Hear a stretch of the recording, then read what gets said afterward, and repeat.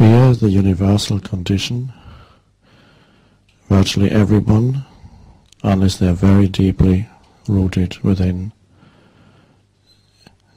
experiences some form of fear. There are different forms of fear. Anxiety, even stress is a form of fear. Stress of, I'm not going to get there in time.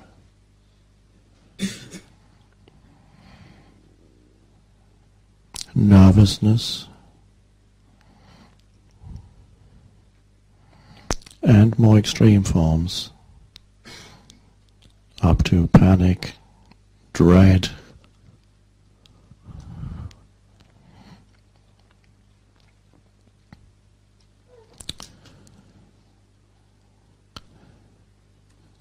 most pain bodies contain, I would say really, every pain body contains fear as part of its makeup. But fear is not always immediately recognizable as fear. Fear can shift and be translated into something that looks very different. For example, anger. If you look behind anger, you will always find fear.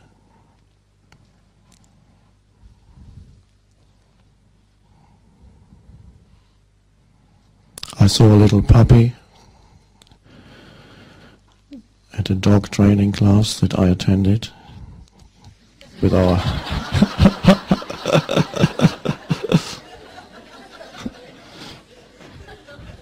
with our dog, and there was all the puppies were running around playing, and then a new one came in whose behavior was clearly dysfunctional. Because he could see how aggression and fear go together. He would always run into a corner, and then if any dog came up to him, he would suddenly become aggressive and try to bite. And you can see, fear and anger, they go together, even in an animal. An animal is not really anger, but something almost like anger.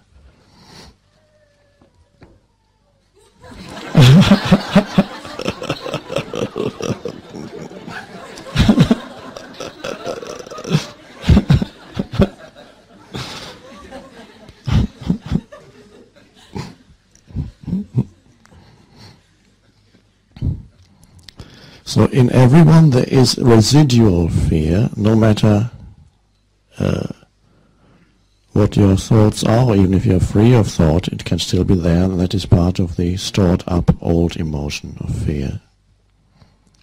Then there is the fear that is created by certain types of thinking, any type of future thinking, my life situation or my problematic situation, even one thought coming into your head about your problematic future, and if anybody's future is not problematic, I'd like to get to know that person.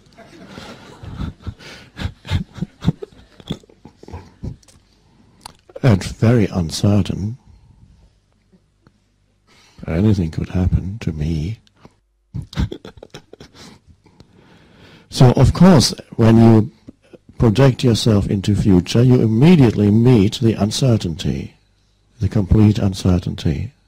You could lose something very important to you, including your body.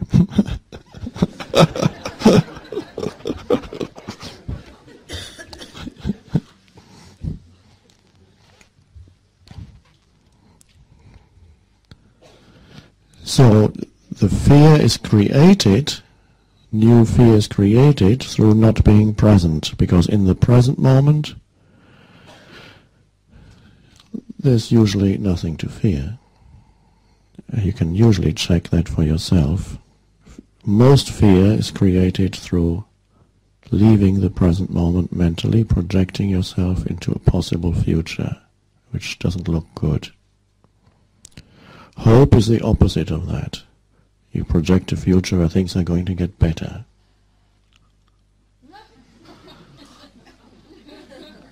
And then a hope thought can quickly shift into maybe it's not going to work out.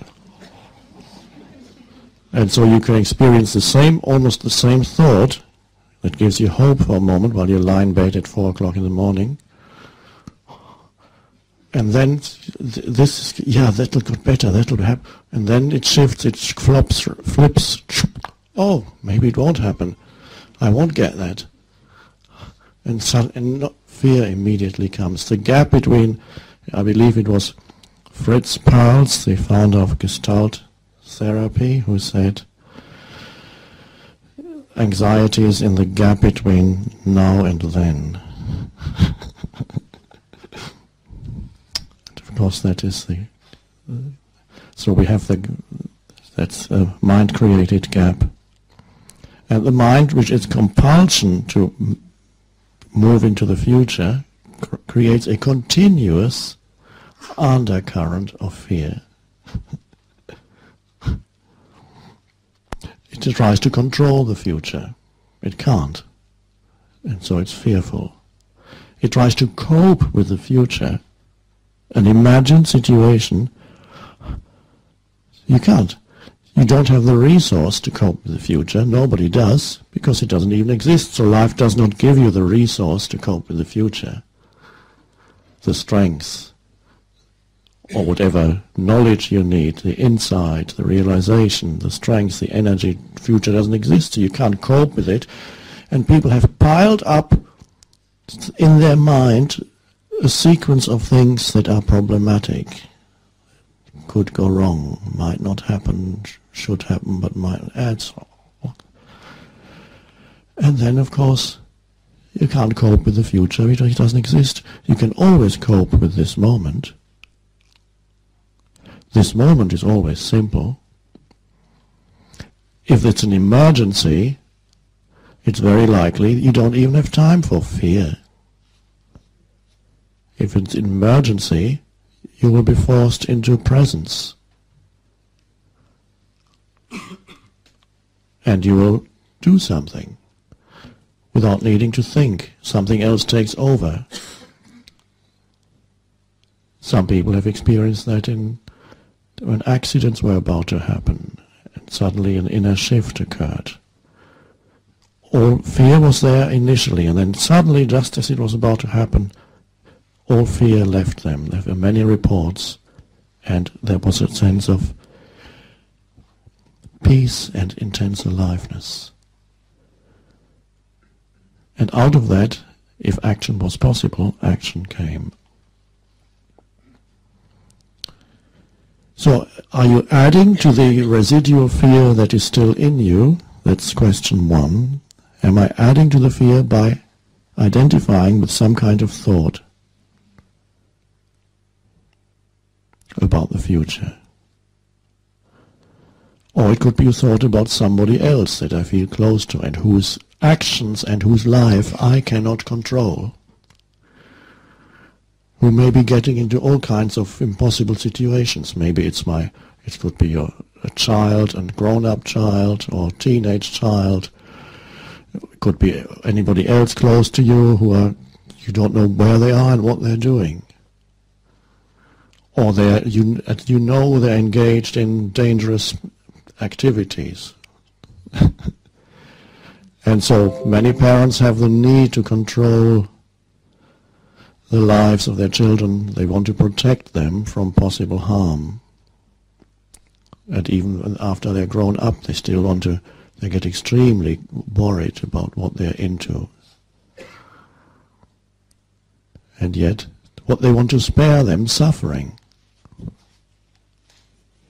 And now, if you could truly do that, if you were omnipotent, and you could spare your child, or the grown-up child, suffering, there would be no development in the child whatsoever. Up to a point, the deepening in a human being happens through suffering. The arising of consciousness happens through suffering, through making mistakes. The most unprofitable life would be a life in which no mistakes were made. It's impossible, but only theoretically possible. So suffering is the spiritual teacher until you reach the point where you are now, where you suddenly realize, I don't need suffering anymore, because you choose presence. Up to that point, you have to be pushed into presence by life, which is consciousness, through suffering. Most of it is self-created. That's how it works. And so, you have to allow other humans. You can help, of course, as much as you can, you help. If you're a very young child, you have to prevent from getting too close to the window, or whatever it is, all those things, practical things. But beyond the practical, you have to allow other humans to make mistakes, to do what they feel is right to do, even if you know very well this is wrong and will lead to suffering, instead of lying awake all night worrying about what they are doing. There's nothing you can do. So, the fear can arise because you have thoughts about somebody close to you or yourself. So that is the fear that is created now through future projection. And when there's enough presence in you, you can recognize that as I'm creating fear. My mind is creating fearful thoughts. And you believe in every fearful thought. And then the corresponding emotion comes. Many people shake with fear in their warm bed in the middle of the night.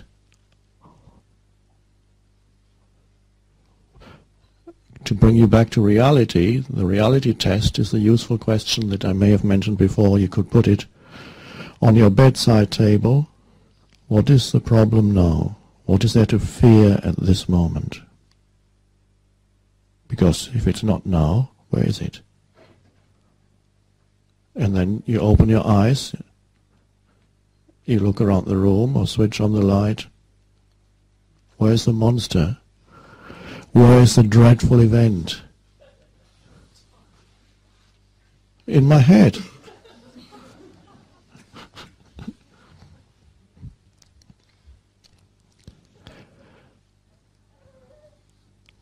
And then there's the residual fear that you still carry. Even if your mind is not creating it, it may suddenly come up as an emotion. It could be the pain body. It could be an isolated emotion, perhaps drifting up from the pain body.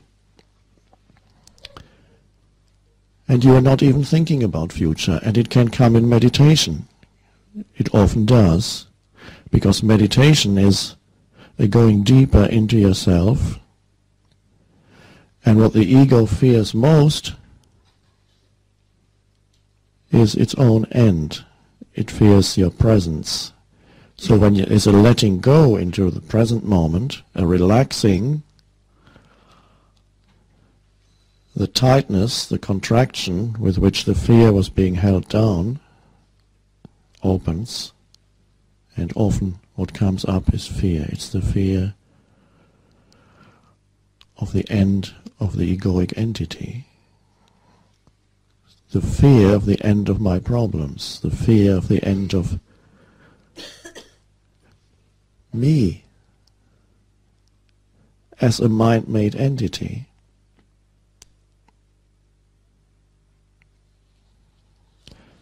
So when it happens in meditation, fear rises, and now you need to observe whether it's created by a thought about future or whether it just seems to come by itself. If it's created by a thought, you can see the fallacy of the thought. It's not, it's about future. Then you don't believe in the thought anymore, and you bring attention back into the body or to your breath, and then the fear also goes. But if it's not associated with the thought and it suddenly comes up, what do? It is what is at this moment. So you feel it fully, instead of thinking about it. Instead of thinking, how can I get rid of this? Or what can I do about it? Or I don't want to feel this. Are you arguing with the present moment? What is at this moment inside you. And if there's a quiver of fear, that's what is. And you bring attention to it. Say, that is the fear. And then you don't say anything anymore. You simply allow it to be there. It doesn't feel pleasant, but it won't kill you. It has killed some people, but not people who were aware of it and allowed it to be, but people who were totally identified with it, completely identified with that emotion. Then it could kill you. But if you are aware of it and allow it to be as it is, and notice it's not going to kill me, it may not feel pleasant, it's like feeling almost a physical feeling of unwellness. There it is. And you feel it. And you may sometimes feel that it wants to become thoughts. The emotion wants to become thoughts. Or the mind is attempting to explain the fear that you feel by creating some image that works the other way around. Sometimes the mind creates fear, but it's also the residual fear that is in you. Sometimes is the mind doesn't know what to do with it. Why do I feel fear? And then it creates some explanation or some image why you feel fear. That works the other way around. So fear can be created by a fearful thought, but a fearful thought can also be created by the residual fear in you that's already there, that has been there for a long time. And that is often the case in dreams, where nightmares, when you feel intense fear in a dream. And you may believe that the image that you are dreaming is creating the fear. The monster that you're trying to get away from in the dream is creating the fear. It's not. The fear is the residual fear that lives in you, probably associated with the pain body, the bundle of emotions that have come together to form the pain body. So what you're experiencing is the residual fear, and the mind needs to somehow make sense of this, so it attempts to find an image to explain it. And in the dream it becomes a nightmare. In a very unconscious person, or in somebody in whom the fear is very intense, the fear in daily life can turn into so-called paranoia, which is a complete misperception of reality in which you see other people or groups of people as your enemies who want to do you harm. So you interpret what the ego, this is only a more pronounced form of the normal egoic state. The normal egoic state is very suspicious of other people. It wants to use them, it also fears them. It misinterprets very often their behavior. So there is element of paranoia in every ego. The fear of others, even the need to have enemies, to make them into enemies. And then it's more pronounced, and it's recognized as a form of insanity. But what is it? It is the mind's attempt to explain the intense fear that I feel. And therefore it cannot explain it, but the mind wants some explanation. So it creates a reality that seems to explain the continuous fear that I feel. A fearful reality. It doesn't know that the fear that you feel comes from the past. It's part of the pain body. There is no explanation here at the present moment for it. So it's an attempt of the mind to explain, and it becomes unreality.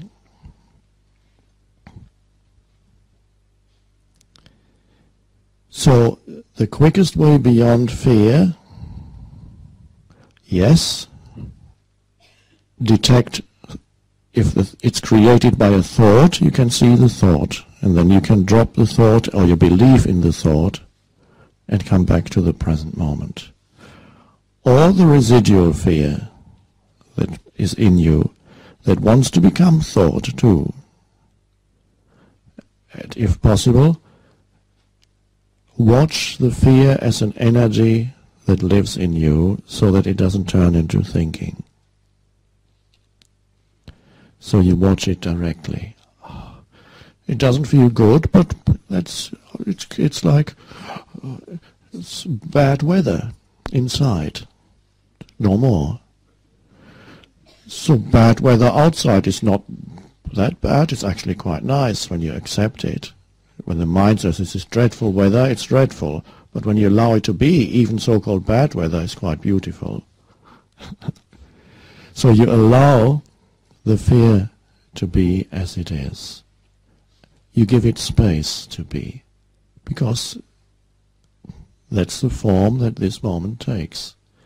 You give it space to be, and then you may notice the space around the fear. So to speak, it's only metaphor, almost a metaphorical way of putting it. The space around the fear gets bigger. And then you notice there's actually a vast space. The more you allow it, the more you become aware of space around it, inner space around the fear. The more there is a distance between you and the fear. And there's the fear. What before was overpowering, you didn't even want to look at it or feel it, suddenly is realized as a tiny energy movement compared to the vastness of space around it. And that happens when you allow it to be and watch it. It becomes transmuted. Even the residual fear from the past becomes transmuted. Be very much aware of the danger of the fear, the residual fear, influencing your thinking, controlling your thinking. You remember the two movements. Fear can create, when you are not very present, fear creates certain thoughts, fear thoughts. Or the other way, fear thoughts create fear. The residual fear creates also more thoughts when you are not very present. And what is, people talk about trusting in life. And they say, how can I learn to trust in life? You can't learn to trust. And that's the greatest thing. If you have no trust in life, then you're a fearful entity, rushing around continuously in fear. You have no trust. How can I learn to trust? What is trust? Trust is simply this: no fear. It's no more than the absence of fear. Trust is your natural state. Fear obscures your natural state. When fear is gone, trust is there. It was always there. Trust is, I trust in life. Where is life? Here, now. And then you notice that the enormous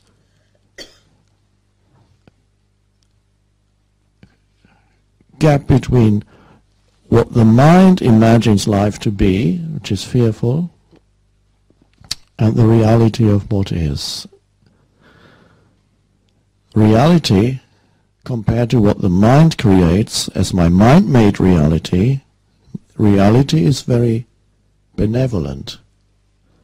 The mind reality is very harsh, what the mind creates as its reality. So when you look at people's lives, the suffering is derived from thought, believing in all the thoughts that the mind throws up about situations, my life, and so on. Without that, there would only ever be the benevolence of life at this moment. And at this, when you trust in this moment, which is trusting in life, life looks after you. It's like learning that you don't need to struggle to keep above water. When you learn to swim, at first you panic. You think you have to move as fast as you can to keep above water. And many people live their whole life like that, trying to keep their head above water. They never learn. All you have to just breathe, and the water actually carries you. You hardly need to move at all. You just go.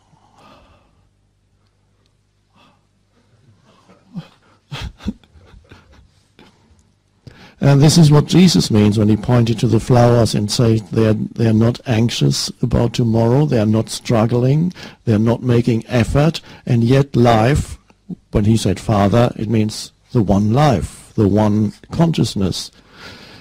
The life looks after them. If they can live like that, surely you can live in the same way, where you feel you are not struggling to survive or to make a living, but realize and are open to being lived by life, to be an expression of the one life, not a little entity trying to make it. And so life lives through you. What else? How else could it be? And then, without the separation between me and life, fear comes to an end. When that separation comes to an end between me and life.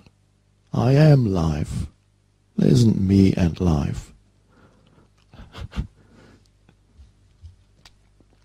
So work with the fear that's still there. Always bring acceptance to it. Don't make it into a problem. Don't try to figure out how to get rid of it. Be present with it. It's just like as if a dark cloud came into the room, or a thunder cloud, or whatever, and you just watch it.